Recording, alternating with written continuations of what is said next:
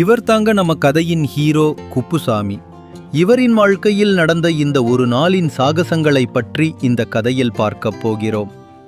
அண்ணா, ஒரு சுண்டல் பொட்டலம் நல்ல சூடா மசாலாவோட கொடுங்க. தம்பிக்கு இல்லாததா? நம்ம கடை சுண்டல் மாதிரி வருமா? நன்றி அண்ணா.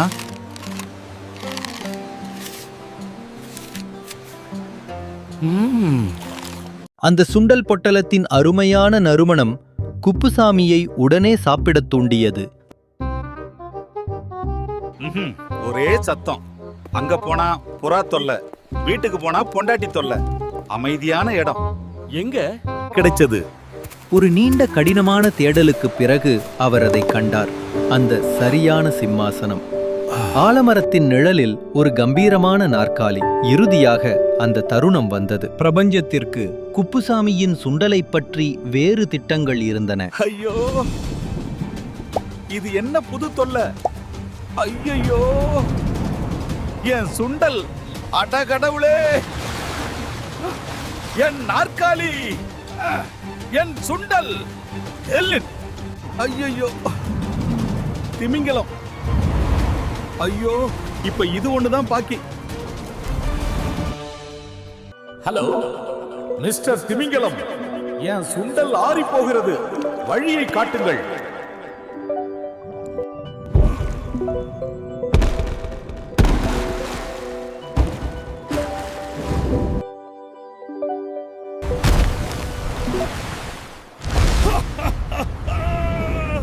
ஜெயிச்சிட்டேன். அப்பாடா, இனி நிம்மதியா சாப்பிடலாம்.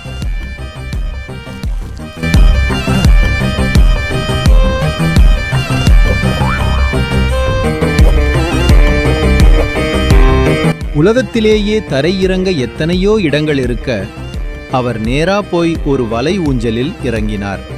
அவர் அப்படித்தான். ஏனென்றால் குப்புசாமியை போன்ற ஒரு மனிதருக்கு எந்த புயலும், எந்த வெள்ளமும், எந்த திமிங்கலமும் சுண்டலின் அழைப்பை விட சக்தி வாய்ந்தது அல்ல.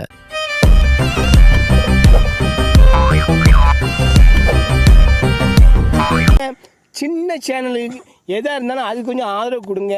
உங்கள் பொண்ணான கையை கொண்டு அந்த பெல்லில் தட்டிடுங்க. அவங்களுக்கு சப்ஸ்கிரைபர் 5-10 ஏறுனா அவங்க மனசு சந்தோஷப்படும். அவங்க